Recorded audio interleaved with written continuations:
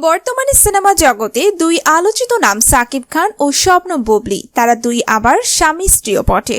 তবে ইদানিং সাকিব বুবলিকে স্ত্রী হিসাবে স্বীকার করছেন না, অন্যদিকে বুবলি স্বামী হিসাবে সাকিব খানকে অস্বীকার করছেন না। এই নিয়েই চলছে তুমুল আলোচনা। এর মধ্যে দুজনের মধ্যে চলছে দ্বন্দ্ব, তর্ক বিতর্ক। এ নিয়ে আলোচনার সমালোচনার শেষ নেই। সাকিব খান সম্প্রতি তার দ্বিতীয় স্ত্রী বুবলির চরিত্র নিয়ে প্রশ্ন তুলেছেন।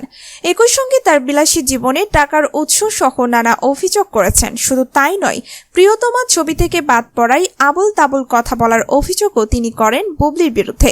এসব অভিযোগে চরম বিব্রত হয়েছেন এই চিত্রনায়িকা। সম্প্রতি গণমাধ্যমের মুখোমুখি হয়েছিলেন বুবলি। সেখানে উঠে এসেছে সমসাময়িক আলোচিত বিষয়গুলো। সেখানে প্রিয়তমা ছবির বিষয়ে জানতে চাইলে বুবলি বলেন, কিসের প্রিয়তমা? এই প্রিয়তমা নিয়ে তো আমি কখনো কথাই বলিনি। আপনারা খেয়াল করলে বুঝতে পারবেন উনি নিজেই কদিন পর পর আমাকে নিয়ে আবল তাবল বকছেন। নাকি প্রিয়তমা সিনেমা নিয়ে কথা বলছি না বলে তার খারাপ লাগছে। এই সিনেমা নিয়ে 5 বছর আগে পরিচালক কথা বলেছেন, ফাইনাল করেছেন এবং সিনেমার নাম প্রিয়তমাটাও ঠিক করেছেন। সেখান থেকে কোনো কারণে আমার কাজ করা হয়নি। তারা যেটা ভালো ভেবেছেন করেছেন। তারপরও কেন আমাকে নিয়ে বারবার টানছে এসবে? আমি তো কিছু বলছি না। এর আগে সাকিব খানের সাক্ষাৎকারে বেশ কিছু অভিযোগ উঠে আসে বুবলির বিরুদ্ধে। সেসব অভিযোগের পরিপ্রেক্ষিতে জবাবও দেন বুবলি। চিত্রনায়িকা বুবলির চলচ্চিত্রের ক্যারিয়ার শুরু হয়েছিল সাকিব খানের বিপরীতে অভিনয় করে। এই জুটির পরপর বেশ কয়েকটি সিনেমা আলোড়ন সৃষ্টি করে।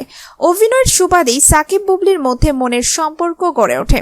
চিত্রনায়িকা অপু বিশ্বাসের পথেই চলেন বুবলি। একসময় গোপনে বিয়েও করে ফেলেন সাকিব বুবলি।